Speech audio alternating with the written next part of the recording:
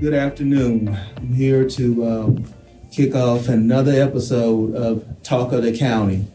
We're here today to talk about Black history, which we all know is American history, focusing in on aspects of the Civil Rights Movement. Here with me are the president of the Franklin County Board of Commissioners, Kevin L. Boyce, and Dr. Hasan Jeffries, the Ohio State University history professor. Correct.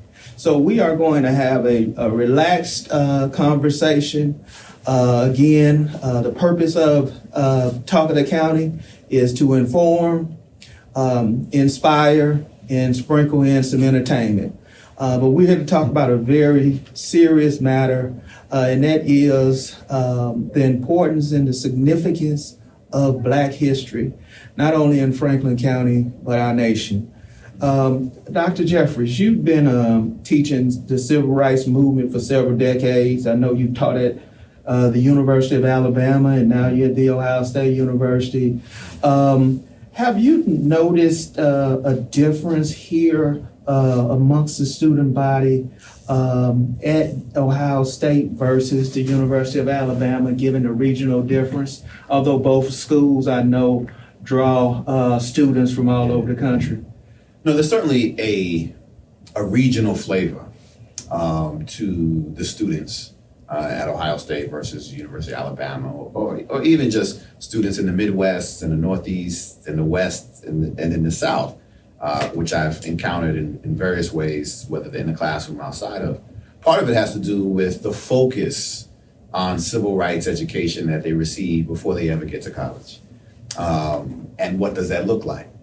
For example, students here in Ohio imagine themselves, as it relates to civil rights history, as being on the right side of history.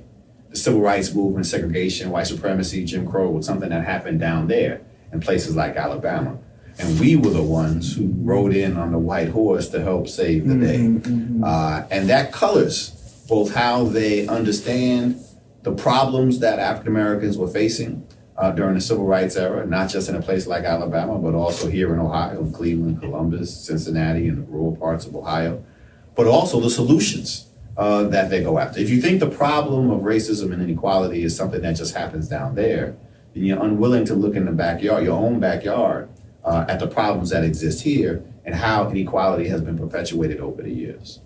Yes, exactly. You know, George Floyd's murder occurred in Minneapolis, Minnesota. Absolutely. You know, so it's not regional. Right. It exists everywhere, and it always has existed everywhere. That's also a critical aspect of studying the civil rights movement and just studying Black protests, is that it's not a moment in time, right? The problem of inequality existed at this particular moment in time. It's always been here. It's part of the nation's founding, and we haven't separated from it. We haven't solved the problem of it. So that's the work that we have to do today and going forward. Today, do you believe your students sense the weight of structural racism? Yeah, you know, students' understanding of the problems that they face and the problems faced in America so change over time, right? But we are in a particular moment where the students in my classes today are far more aware of the problems of structural inequality, the problems of systemic racism, than any students I've taught in the last 2 decades. And we saw that manifested in the summer of 2020, when millions of young people take to the streets protesting the murder of George Floyd and Ahmaud Arbery and Breonna Taylor, and calling for justice for the victims of police violence, but they were also calling for an end to systemic racism. We hadn't heard that before. So they were keenly aware of the problems of police violence as they related to systems and structures embedded in our society. So they are, in this particular generation, more informed than I've seen students in previous generations. Yeah. I think NWA articulated it different, but it was a realization from the eyes of young people who grew up in South Central Absolutely. Los Angeles, and they expressed it through rap. Well, I mean, one of the things that we have to speak honestly and candidly, right? Like black folk have been calling for an end to systemic racism since 1619, right? They're like, oh, the slavery thing ain't really working out for us. We might need to end this system, right? But what was so unique about 2020 is for the first time we saw young white people calling in large mass numbers for an end to the same thing. So that's one of the things that made that particular moment unique. And when we think about the students who we're encountering now at Ohio State, they're part of that collective, right? And so collectively, we see more people who are consciously aware, more young people who are consciously aware of the problems of inequality. Yeah.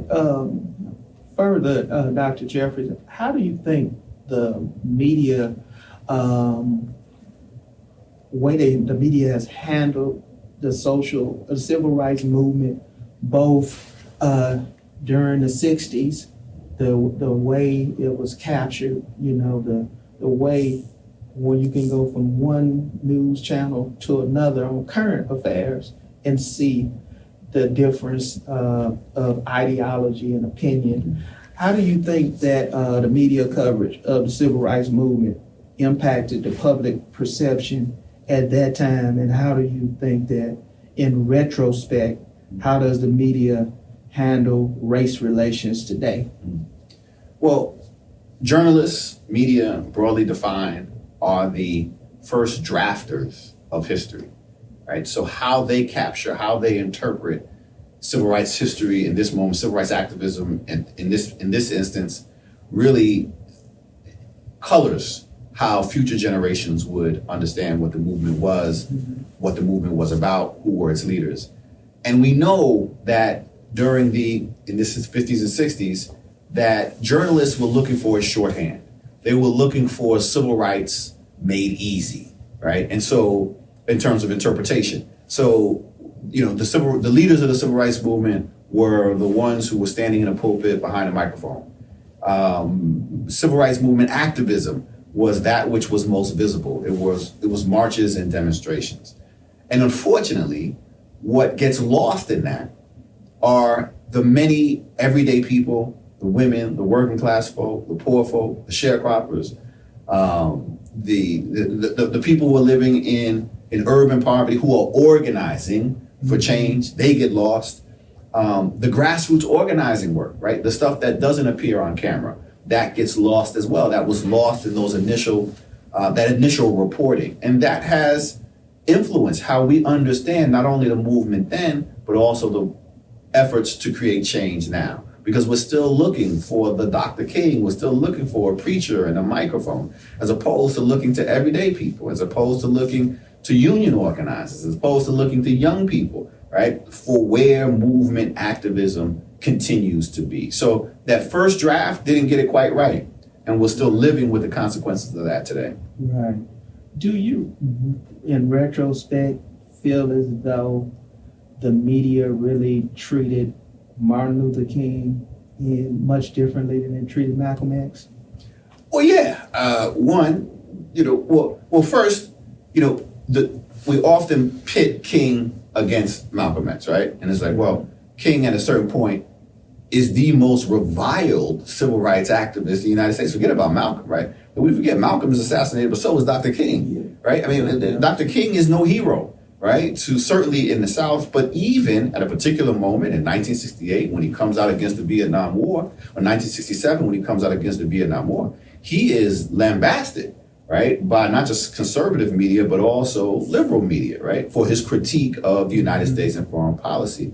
But one of the things that then happens is he dies, right? And at that moment, on April 3rd, 1968, Dr. King is the most reviled civil rights activist in the United States. April 4th, he's assassinated. April 5th, he's now a hero. In part because his legacy and his image can be crafted in a way that supports the status quo, and his radicalization can be set aside.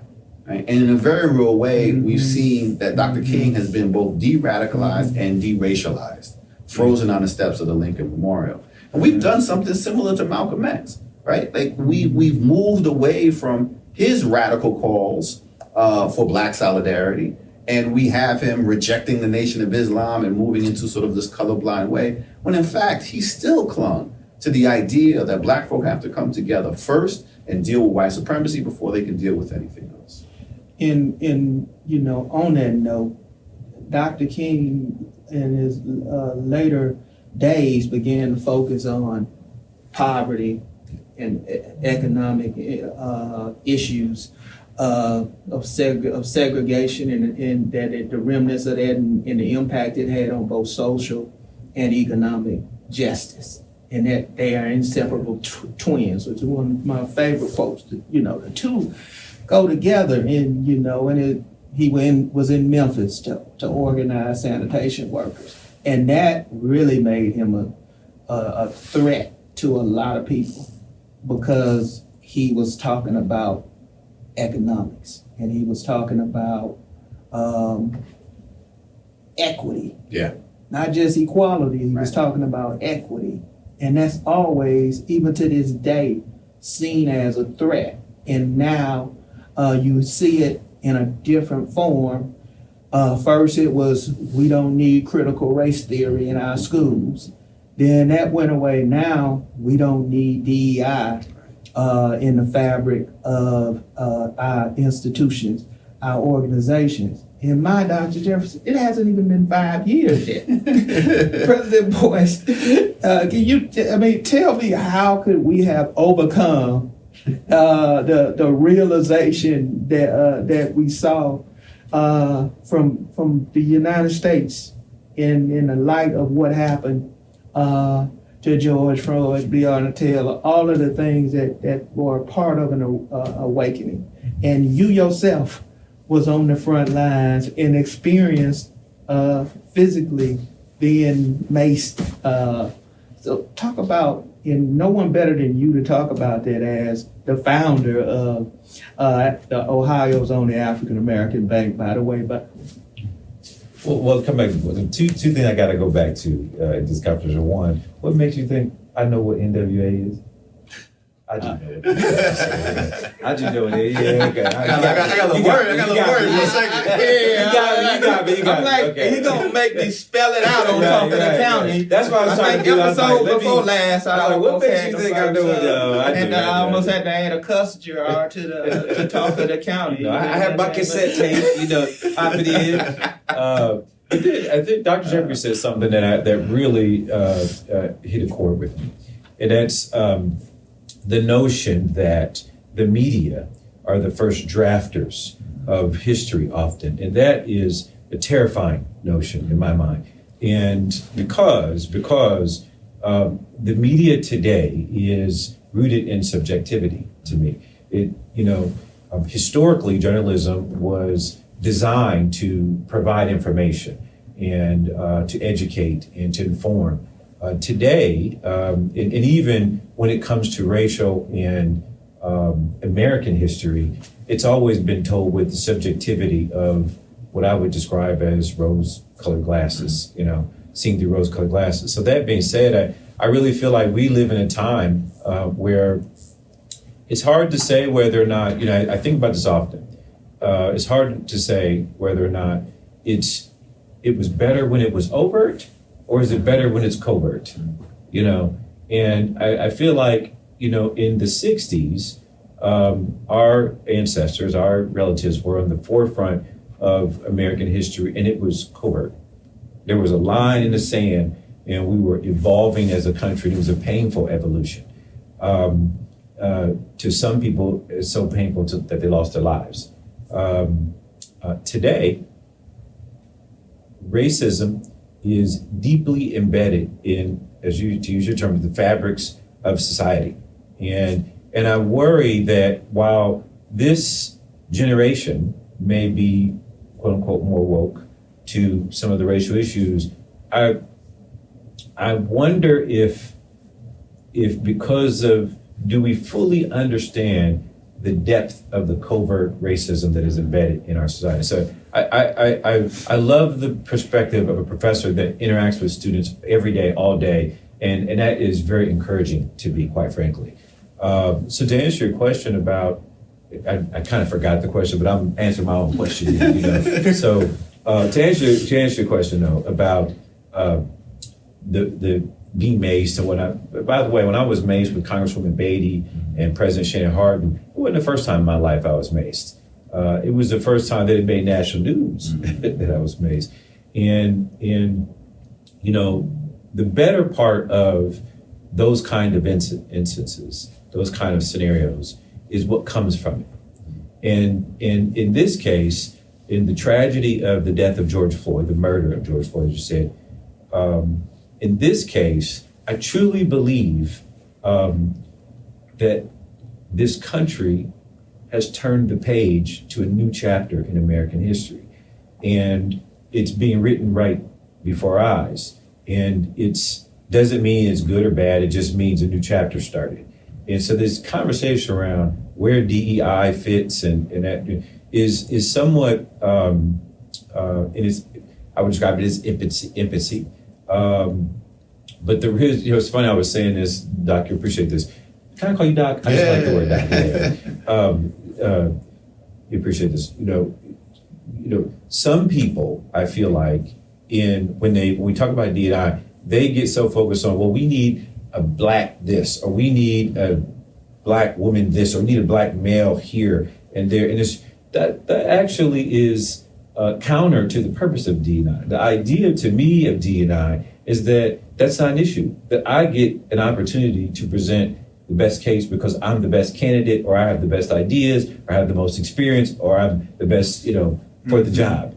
And so to me, what DEI is rooted in is the bigger conversation about, where racism, where we want racism to be, and that's out of the conversation. The best place for racism is for it to not exist at all. It's not about, there's this inequality versus equity. So that's definitely part of the formula, an equation. But to me, when we've had success, it'll be when a white candidate and a black candidate are standing there and you are listening to them for their ideas, their experience, the content of their character, and whatever other measures you want to include. And so I feel like, the experience for me getting pepper sprayed was one moment. I'm excited about what I believe has started in America in its new chapter. How else could you have started a bank, in a black-owned bank in Columbus, Ohio, of all places? And I really believe that only a time and point in history where a new chapter has started and things are evolving or changing, could you do that? I couldn't have pulled off starting a bank 5 years ago, or maybe even not now. It was all the stars and the moons aligning under an awful tragedy, and then it maybe even some elements of COVID might have enhanced that. Because that also, I think, amplified a lot of the pressure that we're all under. So anyways, so I do feel like the D&I movement and where we are is a fresh chapter. We're probably on page 2 of chapter whatever you want to call it. Opportunity can be found during a crisis, and we had the convergence of an awakening regarding the lack of civil justice for all people, and we had a 100-year pandemic, and those things created opportunities for a number of firsts to come out of that. For example, Franklin County was able to participate in the kickoff of Freedom Equity, which is a CDFI, Community Development Finance institution, intentionally focused on providing loans to micro businesses of color. Don't know if that would have happened otherwise. It was an environment that afforded an opportunity to heal the immediate symptoms of the COVID epidemic, but also, I like to say, that was able to plant seed to create greater resiliency and opportunity for underrepresented folks. And it brought to a lot of health disparities too. Health disparities, Dr. Jeffries, is something that kind of gets lost because racism overshadows everything. It overshadows our housing crisis, when we talk about housing affordability, it overshadows homelessness and the number of unhoused right here in Franklin County. It overshadows the decline in life expectancy. How do we take the legacies of the civil rights movement, the work that has been done over the last 4 years when there's been an increased focus on diversity, equity, and inclusion? How do we take that and what's next? If you're talking to your students in your class, what's next? Where do we need to go? Getting to Commissioner Boyce's point, that new chapter in American history. Well, I mean, one of the things I think is important, you mentioned sort of health and health disparities and the like, is to understand that what we're fighting for today is not fundamentally different than what Black folk have been fighting for generations. Even during the height of the civil rights movement and moving into the Black Power movement, they're fighting for access to health care. You know, the Black Panther Party has free health clinics, sickle cell anemia testing, starting an ambulance service in Pittsburgh, Pennsylvania, because of the lack of access to health care. We saw, down in Alabama, they're, in rural Alabama, they're connecting with Tuskegee Institute and trying to provide health clinics through the war on poverty. So this question of health care and health disparities is something that Black folk have been acutely aware of and have been trying to organize to overcome or to address for generations. And despite those efforts, we still have a long way to go. And I think it was made demonstrably clear, of course, during the pandemic. We should not be, in this society, the richest nation in the world, be able to predict with almost 100% certainty a person's life outcome based solely on the zip code in which they live. Mm-hmm. That's tragic. And that speaks to not us overshadowing sort of racism or racism overshadowing these other issues, healthcare, personal safety, public safety, housing, and the like, but saying that, no, we got to see how it connects, how it's informed, right? And especially housing, because where you live determines your access to opportunity, right? And so dealing with the question of housing, dealing with where people live, dealing with how resources are distributed is critically important going forward. The new chapter, I think you're right, we are in a new chapter, but we can't be caught. I know you're not saying this, but sometimes when we think we've turned a page, we think about one of the great American myths, and that is the myth of perpetual progress. That just because we've started a new chapter, that suddenly things are naturally going to get better. Well, in that new chapter, there's also opposition. And I think the success of the programs that you were talking about, the establishment of a Black bank, when we see companies and corporations dealing with diversity, equity, and inclusion, you have those who benefit not from change, but from the status quo. And those who are invested in maintaining the status quo, one based on privilege for some and disadvantage for others, are pushing back against that, whether it's an economic interest that they have or a social interest derived from a particular privilege. So that new chapter we are certainly in, but that has both the positive, the attempts to move forward, but also those who are trying to keep us where we are, if not roll back. Yeah, and if I could just jump in too, because I you hit something again that I think is worthy of deeper conversation. In that chapter, we have peaks and valleys, and one of our valleys is the political process. I feel like after, and now I'm going to be very subjective and very anecdotal, I will say.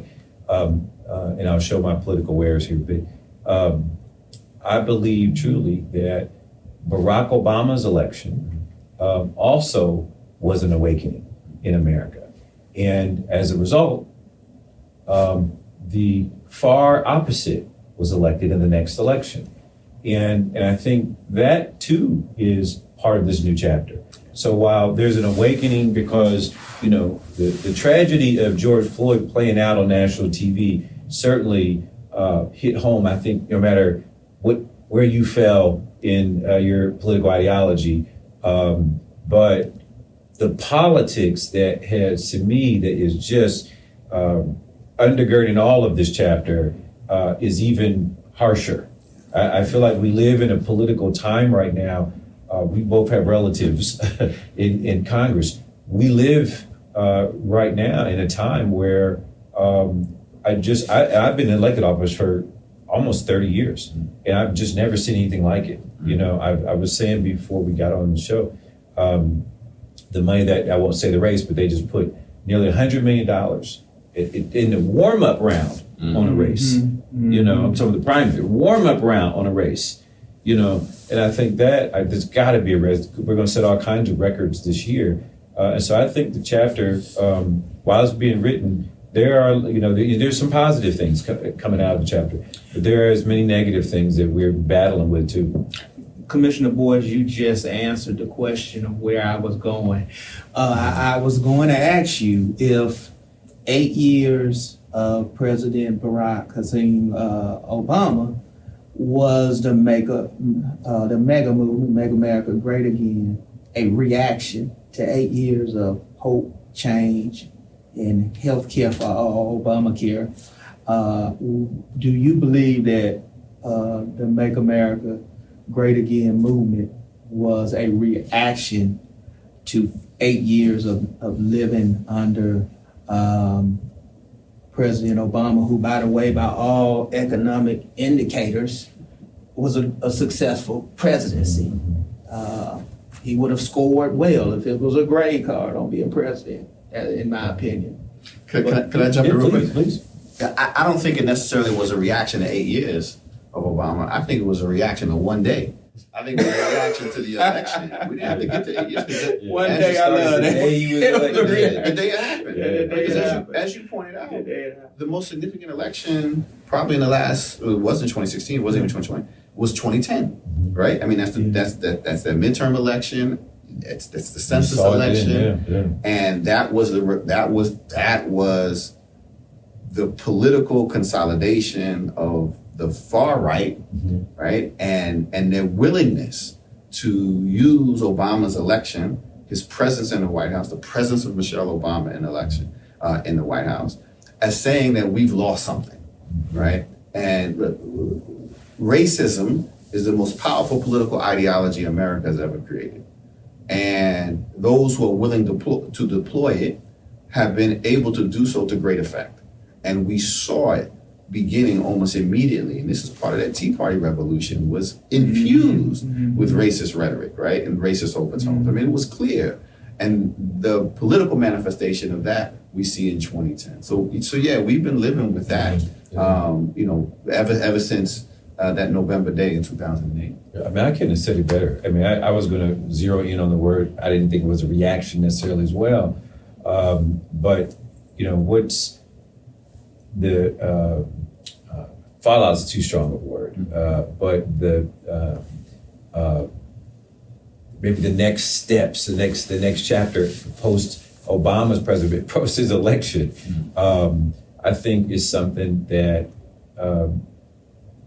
will be under this kind of spell, if you will, for the next decade. I really believe that, and you see it in. I mean, I've never been a part of this party conversation. I'm certainly identified with one party, but both parties are guilty of missing some of the opportunities to progress in racism, sexism, all the things that we're debating today. And so, you know, the reaction, I don't know if it's the right word, but I would say that I feel like you're going to see more. I don't think it's going to wane. I don't think it's going to, I think the moderate middle is the thing of the past. And I think for now, even when you go to the barbershop and you listen to the debates in the barbershop, and it used to be homogenous, you know, now today it's you know, I'm always amazed when I go to the barbershop at what people are saying, you know, and you now have, you know, there is statistical data that supports Black men are moving toward Republican ideology.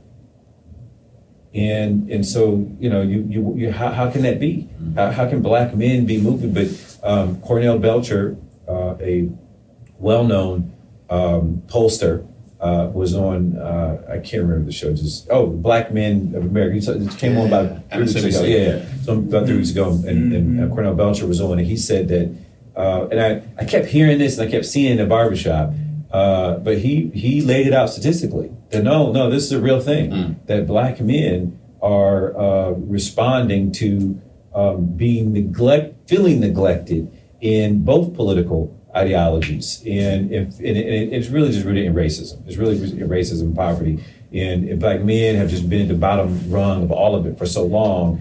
Now you've got those who may still feel like they're in trenches, they feel compelled to go to the far right, and that's scary. That's scary because I truly believe we don't belong there. I truly believe that's not a place for it. But that to me is how to use your term how the reaction has become somewhat defining even for black men.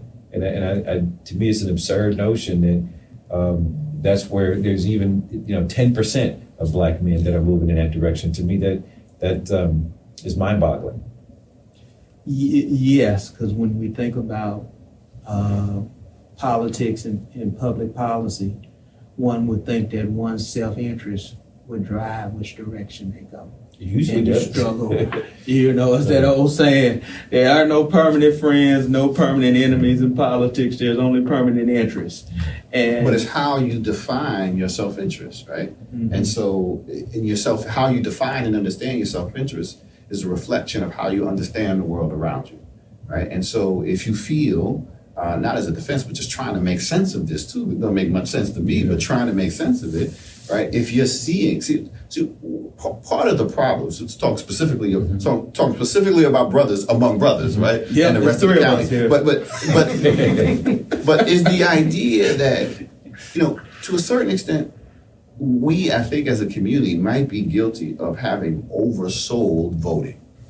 And I'm not saying that we don't. Interesting. Now, we have to. Cortland Cox is a SNCC organizer, a veteran SNCC organizer. And he has always said, and I consider myself a student, a SNCC activist, right? He's always said voting is necessary, but not sufficient. Right? Necessary, in other words, we have to participate in the political process. We have to vote. We have to make educated votes. But in and of itself, it is not sufficient to create the kind of world that we need. But I think we got to organize. We got to organize banks, right? We got to organize our schools. We got to organize our communities. But I think we've sold for so long. You just got to vote. You just got to vote. You just got to vote. And in the absence of change outside of that, you have generations who have come and said, look, I voted. My mother has voted. My grandmother has voted since the 1960s. And yet, look at poverty. Look at housing. Look at opportunity. It hasn't changed. We've told them, if you just vote in order to get them out to vote, and then when things don't fundamentally change, and we saw this during like Barack Obama, you got a black president, it should be raining money now. And they're like, man, what is happening? It's not. Yeah. So I think we broadly defined, bear a measure of responsibility for setting expectations at a level that were unrealistic for what elected officials can actually deliver in the kind of political system that we live in. And so to see people then saying, well, you know what, it hasn't been working, so why not try something else? I think is probably less of an indictment of them and might be more of an indictment of us, broadly defined. If I just add one thing, because I love the way you put that, it's not the only thing, but I would say, if we're making cookies and we left out sugar in the cookies, that cookie would not taste the same. And I feel like voting is the sugar in the cookies. It definitely is very much a part of the broader ecosystem. So, very young people watching this, I want you to understand that the thing about voting, though, that bothers me is you got to be committed to the grind. It's almost like, you got to, in finance, we call it, when you're raising capital, you say, it's active capital or patient capital. And patient capital means that you're just going to give your money, it's going to sit for a while, you're not going to get any dividends for a while, and you got to be patient. And I kind of feel like that about voting, that voting is a long haul, that because when I think of why voting matters, I think of the decisions that the Supreme Court weighs in on every year that are life changing. I think of, with people like myself, we make decisions every day on how to expend your tax dollars to have a difference in your life or not. And I see good decisions and I see bad decisions, at every level of government.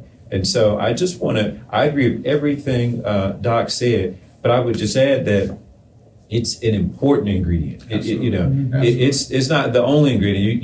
You can't just put the sugar in the oven and then it comes out cookies and you eat the cookies and enjoy them. It won't even taste good. And so but if you mix it with flour and you mix it with chocolate chips and you mix it with other things, then out of the oven comes something that is delicious and that you want to have again. And I feel like that's the case with voting. That you got to be committed to the outcome of the effort to create that cookie, the effort to create that batter that will taste good to everybody. And sometimes even you put the right batter in, you put everything, it'll come out quite. Something you did just wasn't quite right. You got to do it again. Yeah. And so I think of voting in the same way. We make we make those choices and decisions at the ballot box. And I'll be the first to say I don't necessarily buy into the notion that an election or a person is the golden ticket or the magic wand. I've been in office almost 30 years and no one ever handed me a magic wand. Right. They always said, "Hey, when you get in trouble, that's the button you push, and every problem will go away." And so, just I like to think of it as it's one ingredient, to make the whole cake or cookie. I love the insight you provided by saying that voting is oversold. And that's You gonna get intriguing. your brother. That is intriguing. Because I, as the host of Talk of the County, had to sit back and listen to you as a professor because I'm like, I know the knowledge coming. Yeah, and you laid out the knowledge. And I don't disagree with it because you need to do something after you vote. Voting gets you influence. Right. If you're a block of voters and you get the influence and you are able to elect people that have your interest in mind, but don't let who's elected just assume what your interests are. Yeah, right. You need to have I will also add to look at the statistics. They don't lie. The same black men in the barbershop who are frustrated and saying they're now MAGA voters, look at where they are statistically in life. The bottom of the rung in health disparities. One of the smallest portion of the population, but by far the largest incarcerated. Dropout rates, education rates. You just go down the list. And so, statistically, black men are, I feel like statistically and systemically are not participating in the electoral process. And so as a result, I think the system kind of disregards us in the broader sense. And that's why they're frustrated. In so many ways, because the farmers have an agenda, the businessmen have an agenda. All these, and black men don't have an agenda. You ask me what's the black agenda for males in Franklin County right now? I can make up. I think there's an agenda, but I don't think we're organized together. I think black men, we all in the fight in our own respective silos, and I feel like I don't see a coordinated effort, like some of these other interest groups you named. I feel like they're organized and they're together and they got associations and they meet annually. They meet and they go to Washington and they go to their city councils, and I think we just haven't gotten that organized. Thinking about sort of voting and to make sure my brother doesn't give me that call, you put the emphasis in the right place, right? And what I'm saying is that I think we've overemphasized the event of election day. And what you laid out was that, no, the emphasis shouldn't be on election day, it should be on the election process. right? Not the mechanics of it, but the process of participating, the process of holding, after election day, holding elected officials accountable. I'm saying we don't have enough emphasis on that. That requires political organization, that requires political education. And I think if we get that, then those who are turned off by the limited outcomes that they're experiencing might have a better appreciation for, okay, I was over anticipating what might happen because we're focused. You're telling me so much about turnout, election day, and less about what I should be doing before, as well as what I should be doing after.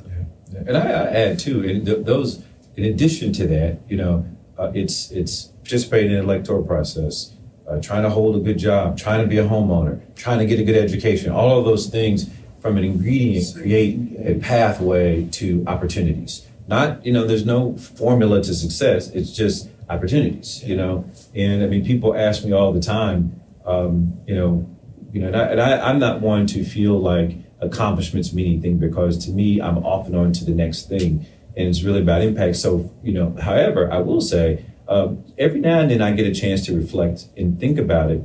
And what I'm most proud of is the idea that the next generation has been given. I feel like my kids will do better than I did, and like I'm doing better than my parents. And to me, that's with the American dream, and everybody buys into that. Everybody, I may not care about you and your family, but I the idea that your daughters are educated people and doing well in life and experience all life's greatness. I mean, that's valuable to me too, and that they had those opportunities. To me, it's all those ingredients, but they have them because of all the ingredients that you put into it.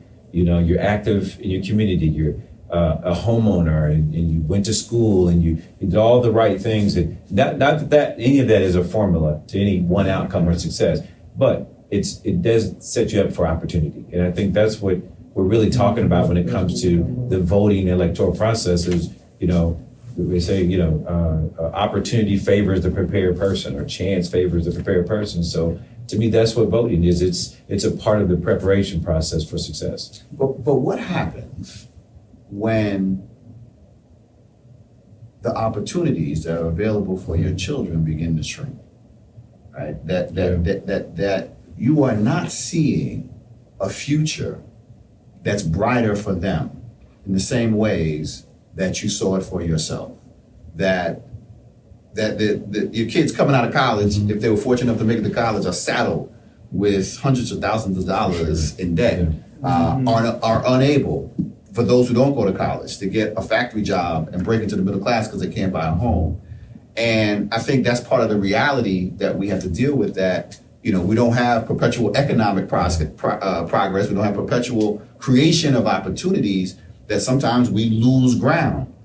I think that's a natural part of the economic system that we live in this world.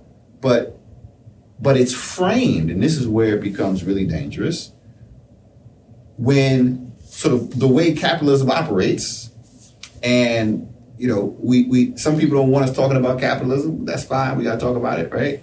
There are winners and there are losers in any economic system. And in cycles, sometimes there are more losers. It's like, okay, but when that structural problem is then blamed on people, right? I lost my job because of, Mexicans. I lost my job because of some Asians, right? They took my factory jobs and this, that, and the other. No, you lost your job because multinational corporations decided to go someplace else, right? They blew up a union. So, but that then informs, for some, their political decision making. And you have those who are willing to play on it, right? The whole notion of make America great again, that now you've lost these opportunities, so we're going to go back to this time where things were magically better for your parents, or this, that, and the other. Forget about where we were as black folk and black men, right? But they're selling that. And that is unfortunate, because people then look to that and say, yeah, there must be something here that I'm missing, that I'm getting. And that to me is dangerous. Yeah, Dr. Jeff, do you think that's probably one of the factors that Congress is dealing with when you talk about the border crisis. The border I don't know crisis. what the hell. I don't know what the hell. The border Congress is, dealing with. You will get a second call. it's gonna, it's a threat to national security. Yeah. No. And we need, we don't want to pass anything, but we want to talk about it every day. That is a national. Yeah, I mean, look, we're hyping up a lot of things, right? Race is the most powerful political organizing tool we ever had, but you combine racism and fear, right? Those become really powerful political tools, and you can galvanize people around that. And what we see happening right now at the southern border, right, is people playing to these notions of racism and fear. Because we're talking about the southern border, we ain't talking about Canada, right? There's a lot of border in the United States, and the immigrants who are coming over now. We're talking about people who come as families, children, mothers who are escaping political persecution and the like, right? So, this is, but we're framing them, right? Literally, Donald Trump comes down the escalator talking about drug dealers and evil people coming across, right? I mean, so he's been doing that since day one.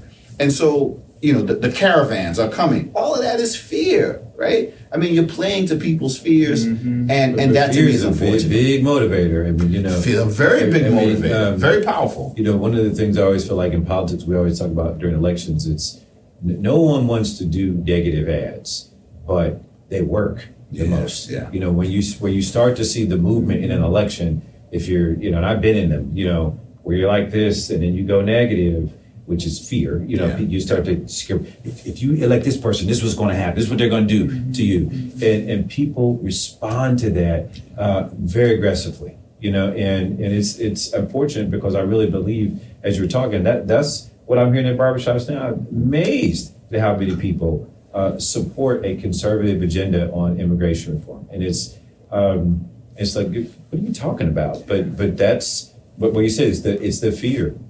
That a lot of that population, and I keep saying that like I'm not an African American male, but when I go into the barbershops now, for my barbershop, I feel like I'm in the minority in the conversation because I don't feel that way, but I'm always amazed. I'll be the only person in barbershop that feels that way, that doesn't feel that, and they're, at first I thought it was just, it's just my barbershop and everybody's just, it's the only barbershop I go to, fine, But then when Cornell Belcher came on the show the other day and he started saying, I thought, oh my gosh, is this something real? Yeah. Every barbershop has been a focus group in the Black community. The best kind, man, the best kind. Barbershop and beauty shops. Yeah, tell us. That's what the truth is told. The barbershop poll. Who's gonna win?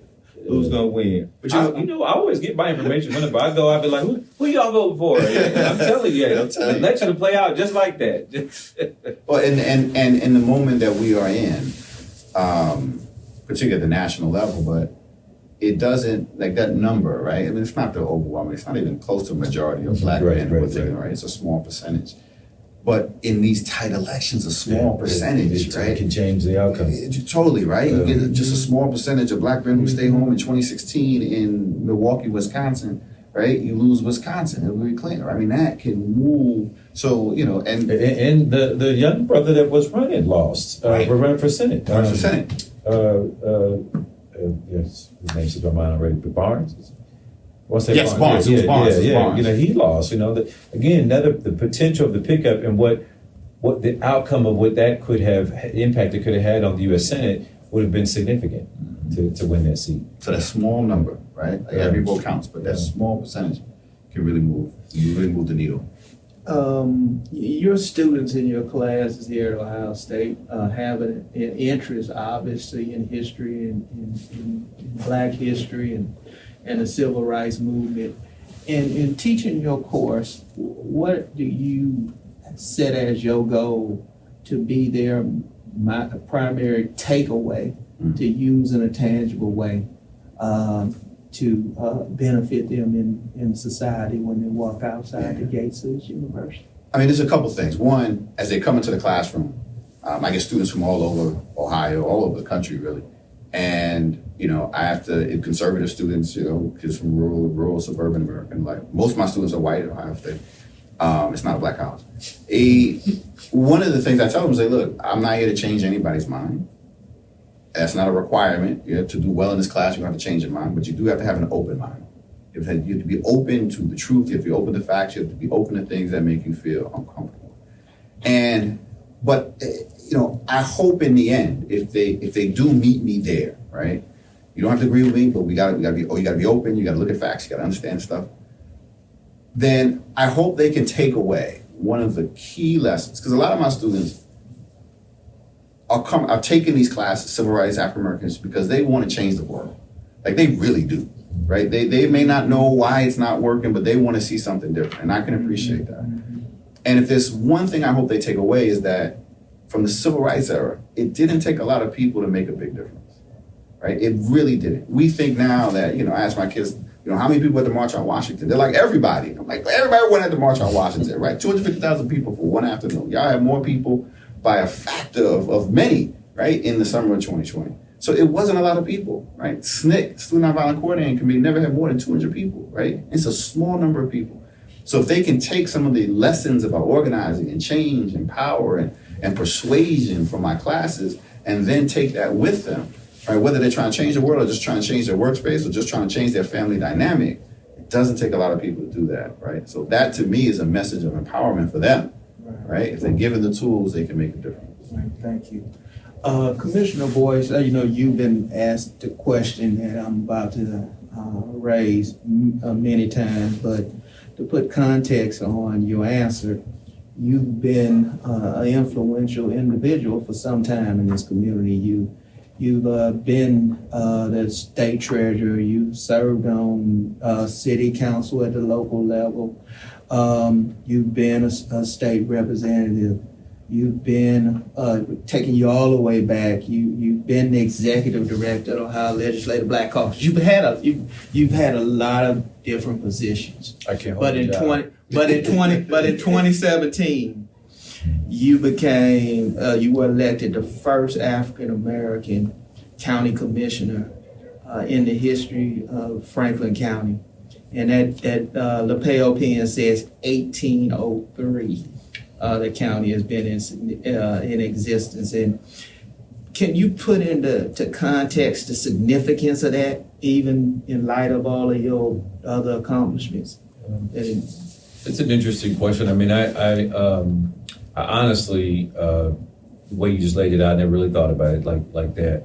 But I know it's important, But I feel like it'll be more appropriately measured the day I leave office. In terms of what did it mean and what could it have meant, because just because I'm black and just because I'm a black male and the first time as an office, the first time that profile, that demographic has existed in this office, it doesn't mean change comes. It doesn't mean it could be business as usual. And so the real measuring stick will be when I leave. That being said, I'm very grateful to experience that, to be I've had the opportunity to be a first a couple of times in my lifetime. And it's something to be said about breaking that ceiling so that others can now come up as well. And then their work gets done over time. We were talking about using the analogy of baking, and all the ingredients that go into something. And to me, it's a change is cooked in a big cake. It's baked in a big cake, and I've done my part. I've added my 2 eggs in and a cup of flour. Now I'm handing it off to someone else, and it's their turn to put the vanilla in, or whatever other ingredients that make that pastry correct. So I'm hopeful. I'm hopeful that even though I broke the glass on the first African American to exist as Franklin County Commissioner, I hope not the last. I know we've got one currently, but that can all change. It's an election. Anytime. I mean, I'm fortunate because I don't have an opponent this year. Thank you. But at the same time, that can change. We could be back to business as usual 4 years from now. And so I think again, as we're talking about with the reaction of things after Barack Obama. When I first started in politics, I was on city council in Columbus in elected office in politics. And the county was all Republicans. You know, it was all the commissioners were Republican, and the conversation was, don't even think about running for the county. Like you'll never get like, we'll never have that. And so like we got the city, and we're good there. And we had just gotten the mayor after, not having the mayor for many, many years as the party. And so and now, how many ever years later it is, it's all Democrats. You got 2 black people out of 3 commissioners, you got 2 of them are African American. And just in a short amount of time, I came in 2016. Now the majority of the county commissioners are black. You got the first woman elected county commissioner. That's history right there. And so and part of that is once you break ground, then others can come through, and that's to me that's the exciting part about it. Hopefully what I do is meaningful, and when I look back, there's something to really say that was worth it in terms of me being in the office. Yeah, servant leadership is so important, and it's so important not to take for granted opportunities. Like you said, you never want to be the last, or you don't want to do anything that harm the chances of someone following in your footsteps that like you. That is a part of being a first that doesn't get enough attention. That burden that you really care, that you don't want to be the last individual to have that opportunity. It's one of the things that that keeps one humble as they move forward because of that realization. This next question is for both you, Dr. Jeffries, and Commissioner Boyce. Mentorship is extremely important. Mentoring our youth, showing our youth that despite your present circumstances, if you surround yourself with a village, a network of the right people, you can, in fact, be what you want to be. And it might not necessarily be on the athletic field, it might not be in entertainment. There are opportunities across the spectrum. You gotta see it to believe it. And that's what makes mentorship so important. And having individuals that you can learn from and get that spark of inspiration to be what they are. That's one of the things the reason why I try to dedicate time myself personally to talk to youth, because I got that. I don't think I would be where I was at if I didn't have people in the state legislature going back early into my career that saw something in me and invested time to decide where they wasn't getting no credit, nobody didn't see them, but they were infusing me in a motivation to move in a direction, not elected office, but appointed office. And it wouldn't have been for those influences, I don't think I would have been successful. I might have drifted off into law. I might have went into a different direction. So talk a little bit about your theory on mentorship. You do it every day as a professor, but for those that aren't in the classroom, it's a little bit different of how we can contribute via mentorship. Well, I think there's different types of mentorship, to be sure, and there's different models, to be sure. I think you hit on one that's really important, and that is the visibility, right? Especially for young people. Simply showing what is possible and modeling what is possible, right? So that they can see it. This is from little kids through high school and into college. But then I think there's a different kind of mentorship when we move into sort of the professional ranks, right? And that is, it's not just enough to see. You actually have to work to help people navigate these professional spaces. Whether we're talking about in academia, whether we're talking about in medicine, whether we're talking about in politics, because there are informal networks that as people of color, as women, that we have been excluded from, that still exist, sometimes consciously, sometimes unconsciously. And if we don't create those one-on-one relationships to share what it means, your experiences as the first, then it doesn't become possible for the person to come behind you to be as successful. And so the visibility of modeling what it is that we do, I think, is one form of mentorship very early on becomes really critical. But then we have to get hands-on as we move into the professional ranks to help those who are coming up in our footsteps, that we make it possible for them to succeed just as those in front of us have made it possible for us to succeed. I'm not sure I can add much more to the idea of mentorship than that, but I'll try. Maybe saying that, wearing it from my own lens as a young person. My father was murdered when I was 7, and my mom struggled in many different ways, and like a lot of American families, a lot of folks right here in Central Ohio. And I know for sure that I wouldn't be where I am today, no matter how you want to measure that, without people like Coach Howard, or who was a legendary basketball coach on the north side of Columbus, who was kind enough, or Coach Howard, or Anthony Thornton, a guy they call AT, who's a coach today and one of the teachers over at Mifflin High School. I think he's still at Mifflin.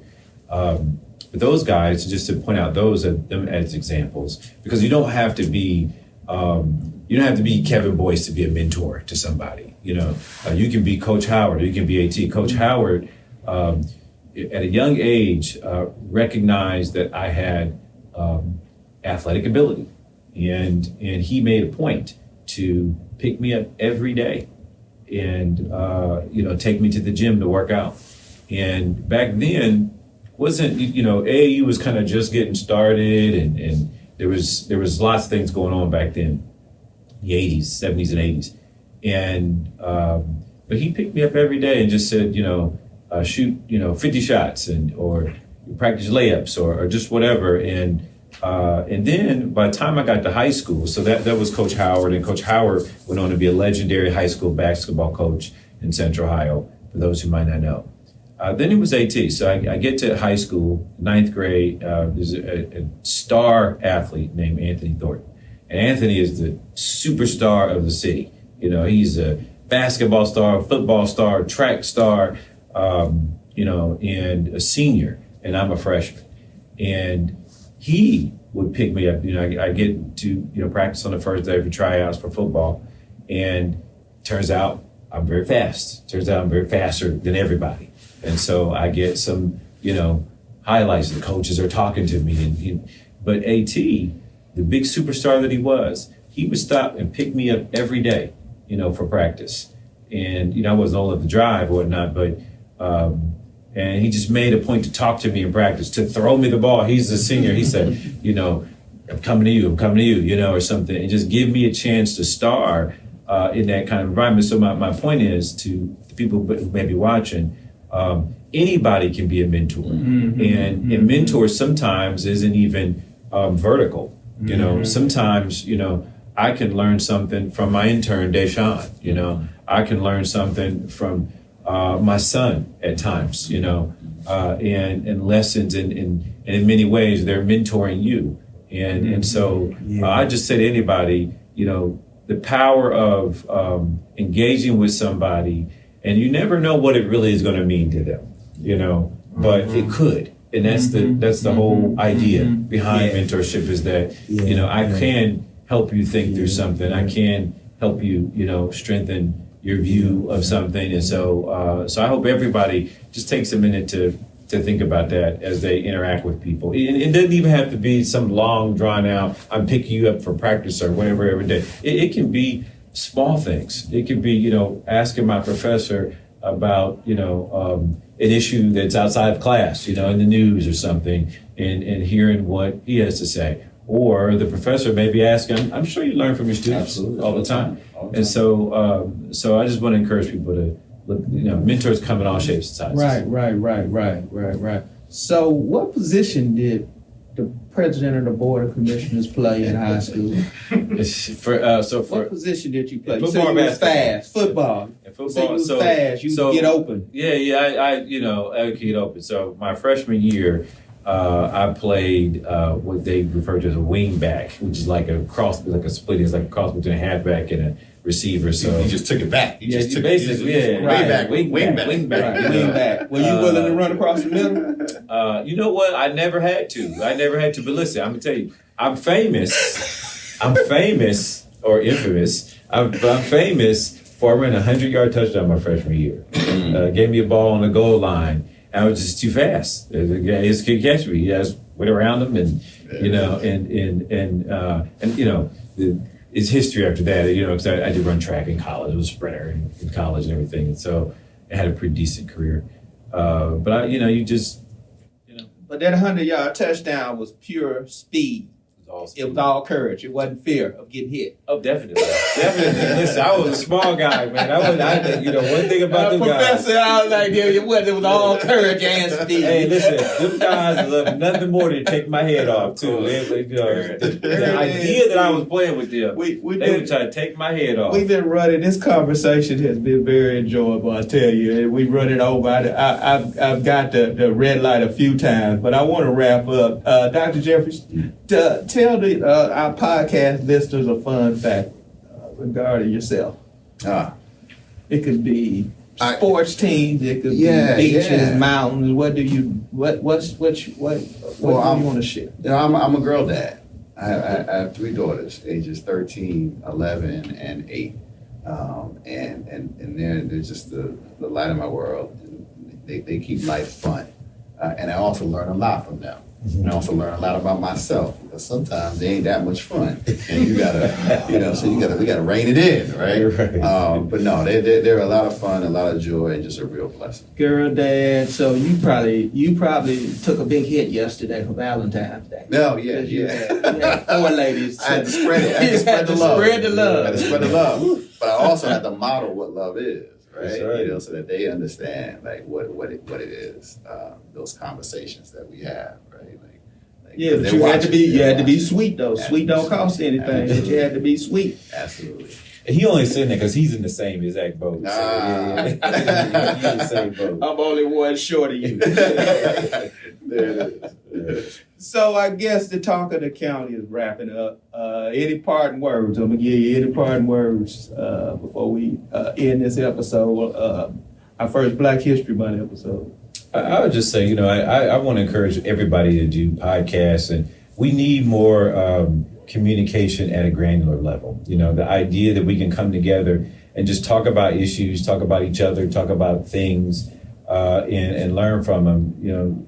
I'm tired of watching CNBC. I'm tired of watching, it's the same thing over and over and the same people over and over. I love when I just hear from everyday people. So maybe I watch the next show, and then maybe somebody out there will send me a note to watch their show. Yeah, that sounds good. I second that. Right? All right. We got to hear from the people. All right, sure. We're wrapping it up. We're wrapping it up with my last parting words. Do you? No one else has time to. That's it. Thank you.